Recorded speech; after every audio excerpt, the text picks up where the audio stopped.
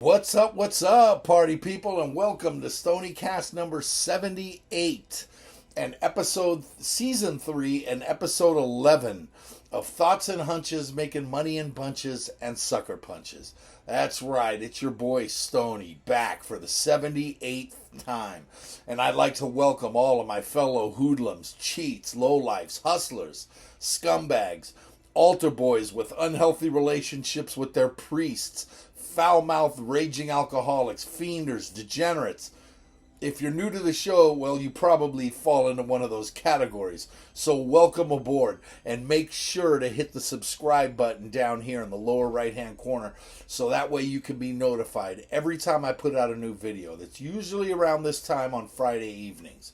Now, quickly, I'd like to first urge everyone to get out and vote on Tuesday. The midterm elections are upon us, and everyone, even you Catholics that love your priests, should do their civic duty and go out and vote. I mean, come on. As for us, this coming Monday is the start of NCAA basketball season. So I'll have some plays for opening night in college hoops, and I will throughout the rest of the season as well. Looking back at last week, well, hey, we're off the schneid, so to speak. After a few poor weeks, we finally got in gear last week and rolled. 10-6-1 on Saturday in NCAA football, and finally a solid breakthrough in the NFL that we needed so badly. Staring at 9-3 in the NFL heading into Sunday night, we were looking to break the bank and really go large. But the Bills forgot how to score on Sunday night, and the Bungles they were the Bungles on Monday night. So we had to settle for 9-5. That's my second best week of the year in the NFL, so a solid week was definitely needed. In baseball, the numbers are strange because of last week and this week, and with the week ending on Monday and the new week starting on Tuesday, right? We missed both games 1 and 2, and that was the end of the week. So last week I went 0-2 in baseball. But the new week began on Tuesday, and it started with me hitting game 3, but missing on the total, right? Games 4 and 5 weren't any better. Games 4 and 5 weren't much better. Because both teams just kind of forgot how to score all of a sudden, and that's rough when you keep taking the over. But anyway, let's look at the numbers, all right, William? Last week, 19-13 overall. That's, we'll take that. That's solid. Those are good numbers, right? NCAA football last week, 10-6-1, right? Solid. 103, 57, and 3 for the season in the NCAA football. 103 wins, 57 losses, and 3 pushes. That's good for 64.35%. I mean, come on. NFL last week, 9-5. 61 wins, 56 losses, and 3 pushes. Good for 52.14% in the NFL. Got us off that 50%. Up to 52. We're right at the break-even mark. So now's the time to keep going big and keep pushing those numbers north. MLB last week, 0-2.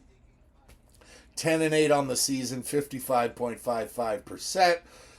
Overall, 174 wins, 121 losses, 6 pushes, good for right at the number, 59%. We said we wanted 58, right? So we're at 59. Right now, college football is still carrying us, so it's time to step it up. And hopefully, with college hoops tipping off on Monday, that'll do it. Now, as for last night's NFL, the spread jumped 5 whole points from the 9 that I gave you last week. So that game was null and void. So the football slate begins tonight, right? With a late night 10:30 Eastern start in the Pac-12 after dark in Seattle, as Washington hosts 23rd ranked Oregon State. Yeah, I said 23rd ranked OSU. The Beavs are ranked for the first time since 2013 and playing good ball. They've won 3 straight, but they're just a different team away from Corvallis. I mean, let's face it. The Huskies are a short 3.5-point favorite, and the hook scares me, so don't be afraid to buy the hook. But I'm going to roll with UW to win and cover to get us going into Saturday. At noon Eastern on Saturday, 17th ranked North Carolina is a 7.5-point favorite in Charlottesville against 3-5 Virginia. The Cavs are struggling, and have lost 4 of their last 5, including last week's 14-12 loss to Miami, in which Miami didn't even score a touchdown and held UVA to 12 points, even though the game went to 4 overtimes. UNC comes in winners of 4 straight after their loss to Notre Dame last month, and a win tomorrow clinches a spot in the ACC Championship against probably Clemson. Mac Brown has his offense rolling right now, and I know 7 and a chunk is a lot to lay in conference on the road, but I'll roll with the heels here anyway. Also at noon Eastern in West Lafayette, 4-4 Iowa visits 5-3 Purdue in a Big Ten matchup. A win over Iowa set up a huge matchup next week for Purdue against Illinois. We all know about Iowa's well-documented offensive deficiencies, but they did score 33 in last week's win over Northwestern, while Purdue hung around, and they scored 24 points in a loss to Wisconsin. With a very low total of only 41.5, I'm going to buck the odds and go with the over in this one, because Iowa can score, Purdue will score. 41.5, that's too low. Sorry. Normally I would take Iowa in the under. That's what everyone's been doing and getting paid this year. But Iowa's sneaky. Take the over. Staying in the Big Ten at noon Eastern, 6-2 Maryland heads off to Madison to take on 4-4 Wisconsin. The Badgers have won 2 out of 3 to save what was a brutal start, and now find themselves 5-point favorites against a team they've never lost to. Yeah, Maryland's 0-3 lifetime against Whiskey, and with a riled-up crowd in Madtown tomorrow, it won't be easy.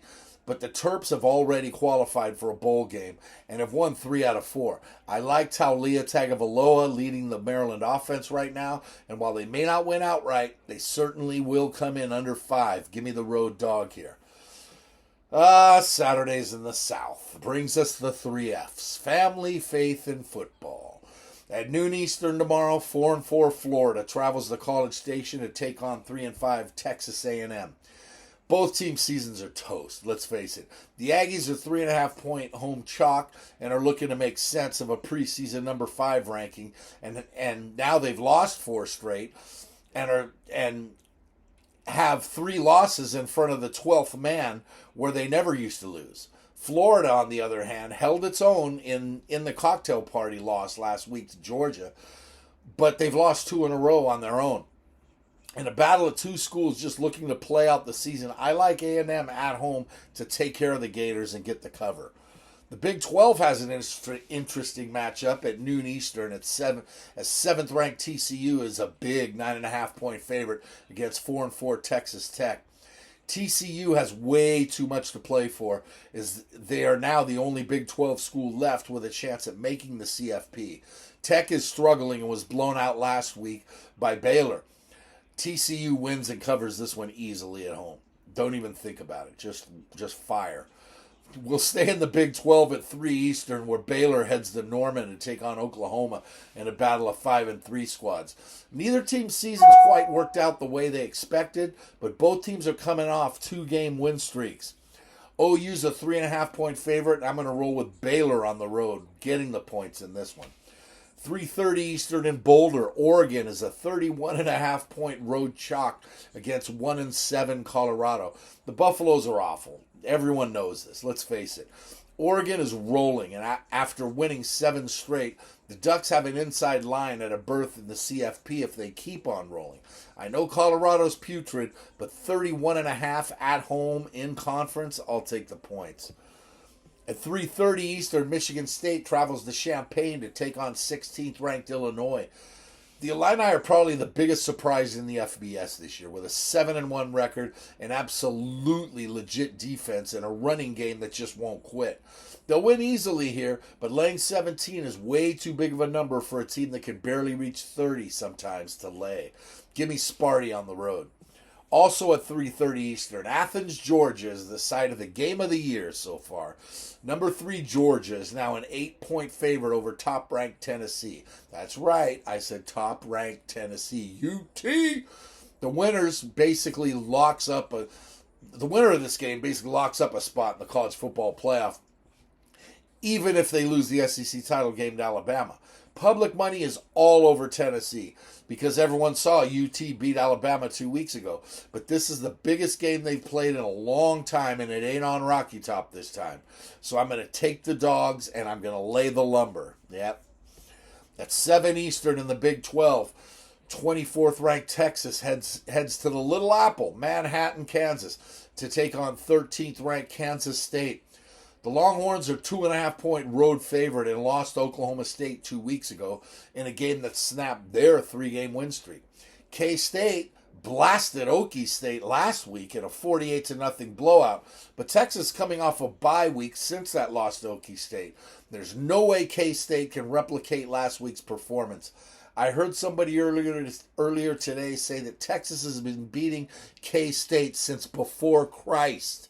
Give me the horns. That shit continues tomorrow. At 7 Eastern in the SEC, Alabama will remind LSU who daddy is down on the bayou. The voters are drunker than LSU fan that lives in Ole Miss, and somehow Brian Kelly's family has a number 10 ranking. Somehow, someway, the voters gave them a number 10 ranking with their 2 losses. One of them to Florida State on a neutral site, which there's absolutely no justification for a top 10 team. Bama will not lose again until the CFP and will roll over the punk-ass Chinese bandits like they've been doing for years. Give me the Tide. 7:30 Eastern in the ACC, Florida State heads south to take on Miami in a matchup between Bobby Bowden and Jimmy Johnson. Okay, fine. So maybe not. Maybe they're both gone and both teams are shitty. Yeah, I realize Miami's truly awful and their fans aren't even showing up these days. But FSU has no business as a 7.5-point chalk over anyone. Give me the Noles anyway, because that's how bad the Canes truly are. At 7:30 Eastern in Starkville, Mississippi State's a 13.5-point favorite over Auburn. The Tigers just fired Brian Harsin, and the Cadillac is the interim coach. None of that will help as Mike Leach's Bulldogs will roll it up, get the win and the cover easily. Also at 7:30 Eastern, 4th-ranked Clemson is a 3.5-point road favorite against Notre Dame. Clemson got a break with their ranking, as most people believe Michigan and some believe TCU are better teams than Clemson. And their truly soft schedule. I mean, come on, the ACC. Regardless of what Dabo Swinney says, he has no faith in DJU at quarterback, and Clemson will have issues moving the ball in front of touchdown Jesus. Give me the Irish and the points. At 8 Eastern in the ACC, 2 of Tobacco Road's bitter rivals face off as number 21 Wake Forest heads to Raleigh to take on 22nd-ranked NC State. Both quarterbacks are banged up, and defense is the story of the day with Wake as a 4-point road chalk. NC State was nice early on, but those days are long gone. Give me the Deeks and lay them on the road. At 10:30 Eastern in Pac-12 country, number 12 UCLA heads to the Valley of the Sun to take on 3-5 Arizona State. ASU may have semi-righted the ship with wins in 2 of their last 3, but 7-1 UCLA, who's an 11-point favorite, cannot afford a slip-up as they're eyeing not only the Pac-12 championship, but a possible CFP playoff berth, though they're a long shot, let's face it. The Sun Devils are no slouch anymore, but UCLA's offense is way too much for ASU to keep up with. Bruins win and cover on the road. This week's Degenerate Special, or the late night get right, if you will, is in La La Land at the Coliseum as 9th-ranked USC is a huge 21.5-point favorite over 3-5 Cal. SC is in the same boat as Oregon and UCLA as a one-loss Pac-12 team that believes that they have a shot at the CFP, as misguided as all of them may be. The Golden Bears, they've landed on or near the number in 2 straight. But can they cover this one on the late night in La La Land? I say no. SC home chalk to close out the week. That's 17 NCAA plays for the week right there. 10-7 will do, but we can do some serious damage this week. So let's go off right to the NFL. And since we didn't get to play last night's game because of the massive line movement, we'll start in Atlanta as 4-4 Falcons host the 4-3 Chargers. San DeAngelis, whatever they're called, is a maddening team, and they won 3 straight somehow, but they lost to Seattle before getting last week off. Atlanta flip-flops wins and losses, and we'll lose this one too. But as 3-point dogs, and the way they run the ball, I'll take the Falcons in Hot Town and might even take a flyer with them on the money line.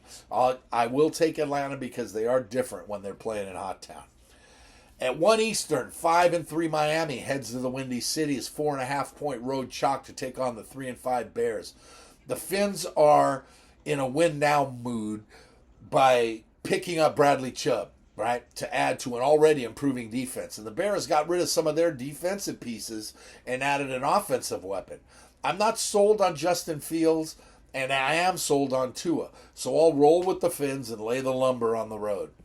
At 1 Eastern, 4-4 Cincinnati hosts 2-6 Carolina. The Panthers somehow battle and cover numbers, though they're shitty. I just don't get it. Cincy had a massive hiccup on Monday night against Cleveland and will bounce back strong at home as 7-point favorites and roll to an easy win and cover. Also at 1 Eastern, we've seen this movie before. Green Bay, 3.5-point favorite in Detroit against the 1-6 Lions. The problem is that the Pack are 3-5 and not the ones that will win this game by 3 touchdowns. But can the Lions cover 3.5? I say yes. De trois plus 3.5. Excuse me.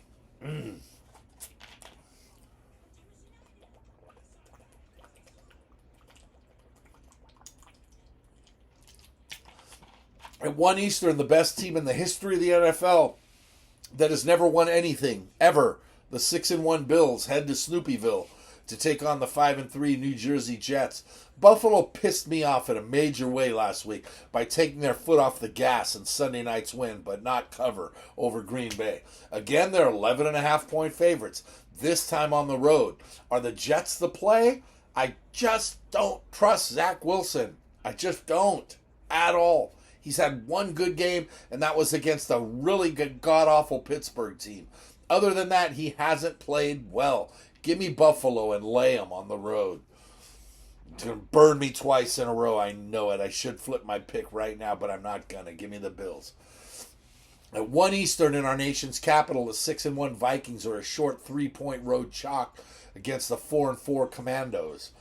The Vikes are surprising a lot of folks as they continue to roll, but always seem to play to the level of their competition. The Commando skins, or foreskins, are a surprising 4-4. And Taylor Heineke has Hog Nation believing all of a sudden. I like the points at home here, and I'll roll with the skins. The last 1 Eastern kickoff is in Jayville, Duval County, as the 2-5 Raiders head cross country. Well, actually, they won't head cross country because they played in the Bayou last week, so they're going to stay. They stayed on the East Coast, and they're 1.5-point favorites over the 2-6 Jaguars. The Raiders are just as maddening as the Chargers, and last week didn't even pass midfield until their last drive of the game in an embarrassing shutout in the Big Easy by the Saints. The thing is that I have absolutely no confidence in Trevor Lawrence and his flowing golden locks. I have a lot more than confidence in Derek Carr. Give me the Raiders in my lock of the week. At 4 Eastern in Glendale, the 3-5 Cardinals host the 5-3 Seahawks. The Hawks are in the same boat as the Giants, and the Jets are truly surprising, right? They're one of the truly surprising stories at the halfway point, and that's because not only do they run the hell out of the ball, but quarterback Geno Smith has just been fantastic. The Cards are 2.5-point favorites and have struggled all year getting any type of consistency. But at home, in what basically amounts to a must-win for Zona, I'll still take Seattle. Seattle's the pick, period. Seattle's a better team. Every way you look at it, they're a better team than the Cardinals. And the Cardinals don't play well at home. We know this. At 4:25 Eastern, the Florida Panhandle as the Rams head to Tampa to take on the Bucks. In a rematch of last year's divisional playoff game, both teams are in serious dangers of letting their season slip away. Both teams are a mess. The Bucks are a 3-point home chalk. I'll roll with Tom, TB12. Give me the Bucks. At 8:20 Eastern on Sunday night, the 5-2 Chiefs are a massive 12.5-point favorite over the 5-2 Titans. The Chiefs at home on a Sunday night, they win easily, right? Yes, they do. But by 13 or more, Tennessee's won 5 straight, and Derrick Henry should have a field day running on KC's D, but we just don't know if Malik Willis is going to start or if they're going to go with Ryan Tannehill, right? And that's a 6-7 point swing right there, period. It just is, right? There's no way that the Chiefs are a 12.5 point favorite if Ryan Tannehill goes on Sunday night, right? So you just kind of got to wait to see what the number lands on. But I'll tell you what, because I have to make a pick, I'm going to take the Titans, even if Tannehill doesn't go. And nobody really knows what's wrong with Tannehill. Isn't that strange? Right? Nobody really knows. No one's really heard much about him except he has a lower leg injury and he was a little sick. So he didn't even travel, or he didn't even show up at the stadium last week. And now he might miss a second straight game. It's just odd. Very odd. But even if Malik Willis goes, I don't give a shit. Give me the Titans and the points. Finally, on Monday night, the 3-5 Saints host the 5-3 Ravens down on the Bayou. Baltimore can run the ball, right? But their defense has been an issue. The Saints haven't looked good, though they're a different team in the Big Easy, right? They just are, period. Baltimore is banged up. They're hurting. Their defense is hemorrhaging. And I know that the red-headed rocket Andy Dalton doesn't win in primetime, but they're at home. And like I said, God, dress in style, go hog wild, me oh my oh, son of a gun will have big fun on the Bayou. Give me New Orleans. Game 5 of the World Series tomorrow night. We haven't exactly been lights out in picking these games. Oh, wait, is that it? Yeah, that was it. That was the Monday night game. We haven't exactly been lights out, like I said, all right, in picking these games so far. So there's no better time than the present to fire away right now. Houston is minus 145 with Fernando Valdez on the mound tomorrow, and Philly is plus 120 with Zach Wheeler towing the slab, and a super low total of 6.5. Can Philly force a Game 7? If they do, anything is possible in a Game 7, because we all know that it's all hands on deck, and you can't rule anything out in a Game 7. But Philly is toast now, let's face it. The oldest adage in the world is offenses win fans and defenses win championships. Well, with all the talk about both teams' offenses, it's Houston's pitching that has them a win away from the title, and they'll get it tomorrow. Valdez has been that good, and Dusty Baker's bullpen has been even better. Houston wins it all, though tomorrow there will be some runs as Houston's offense finally gets going at home and rolls it up. Tomorrow's game is going to be a blowout and nothing more than a coronation as Houston wins. Give me the Stros and the over. Since Monday starts college hoop season and Monday is still the end of the week, we're going to get you some plays to wet your beaks. And what, by the end of the season, on the first Monday in April, will be the most picks from this podcast than any other sport.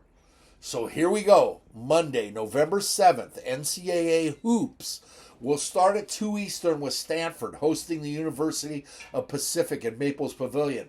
Now, we have all season to break down games and tell you why we like, who we like. But with all these selections, for now, we're going to go rapid fire. Stanford's a 17-point home favorite. And while I like the Stanford team, that's a lot of lumber to lay against an experienced UOP squad. I'll take the Tigers and the points. 6:30 Eastern in the city of Philadelphia, as if they haven't had enough to root for lately. They see their first Big Five matchup of the season. Quick, name the Big Five prestigious universities that make up Philadelphia's Big Five. Pause. Pause. Pause. That's it. Time's up. It's LaSalle, St. Joe's, Temple, Villanova, and Pennsylvania. For those of you that guessed Drexel, you're wrong. The Big Five was already made up before Drexel even came about in 1973. Anyway, that's neither here nor there. On Monday, it's 16th ranked Villanova an 18-point favorite in their first game in the post-Jay Wright era over LaSalle. Again, I'll roll with the dog here, and I'll take the Explorers and the points. At 7 Eastern, Michigan State's a 20-point favorite over Northern Arizona. MSU is always a strong play in February and March, but they're also known for starting slow. So I'll make it 3 straight road dogs to start and take the Lumberjacks and all 20 of those points. 7 Eastern, Virginia Commonwealth is 18.5-point chalk against Manhattan. I like VCU a lot this year, and I think they could go dancing come March. But I also like the Jaspers, and I'll take them plus the points here. 7 Eastern, Akron is a 3.5-point home favorite over South Dakota State. Akron will be a middle-of-the-pack squad in the MAC this year, but I like the Jackrabbits here to pull off the mild upset and knock off the Zips. Yeah, that's 5 straight dogs to start the season for your boy. 7 Eastern, Maryland is a 15.5-point favorite over Niagara.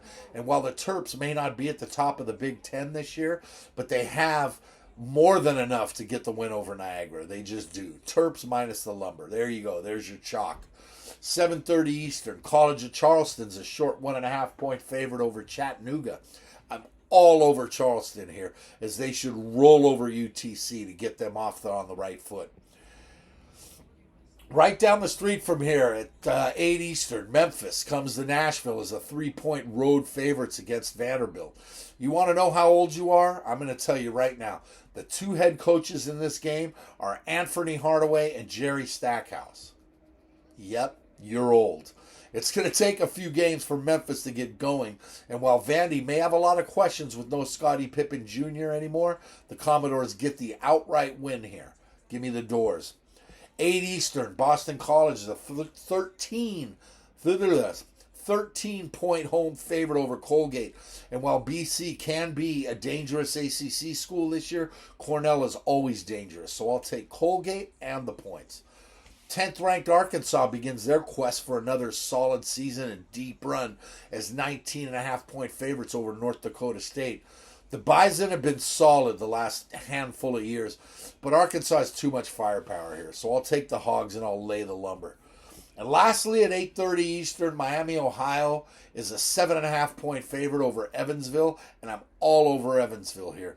Give me the Aces and the points in the basketball equivalent to the Degenerate Special to close out the week. As for next week, Thursday night's NFL has Atlanta as a 1.5-point road favorite at Carolina. Yeah, we just saw this game 5 days ago in Atlanta, right? And it was one of the best games of the season with Atlanta getting the overtime win. This time, the Falcons get the easy cover. If this line is above 3 or below a pick'em, the play becomes null and void. But in the middle of there, fire away on Atlanta. So there you have it. Is that enough for you? 17 NCAA plays, football, 12 NFL plays, 10 NCAA hoops plays, and 2 MLB plays. That makes 41 of them for you all. Free. Once again, 41 free selections. Where else can you get that? From anybody. Free. 23 wins are the least amount of W's that we're going to take. So as we look to keep rolling, we got to hit them hard. So just remember that if you want to win big, you got to bet big. Scared money don't make money. To me, the action is the juice. There's money on the streets that can't be ignored. And finally, good luck to you.